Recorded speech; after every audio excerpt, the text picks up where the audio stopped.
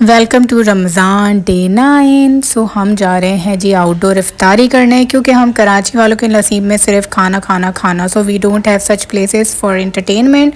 So we decided to go Bahria town Karachi. वैसे Bahria town वालों ने हमारा पर्सनली बहुत दिल दुखाया हुआ है, पर क्या करें, कभी कभी आपको ऐसी जगहों पे जाना पड़ता है जहाँ से आपका दिल दुखा होता है, क्योंकि मजबूरी है ना भाई साहब। सो हम सबसे पहले पहुँच गए कबाबचीज़।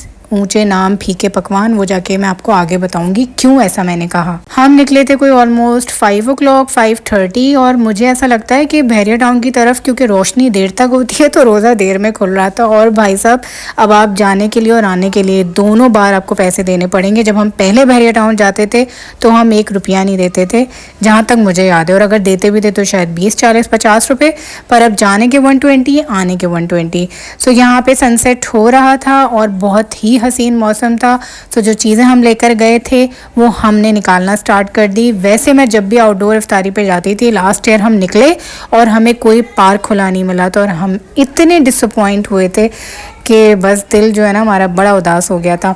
सो खैर, ये ब्राउनी तो आपको जानी पहचानी लग रही होगी। जी हाँ, ये मेरी ही बनाई हुई है। सो ये रखी थी तो मैं ले गई। दही बड़े ले लिए थे, विच वॉज ओके। बाकी कबाब जी की सारी जो चीज़ें हमने ली, इट वॉज टेस्टलेस लिटरली।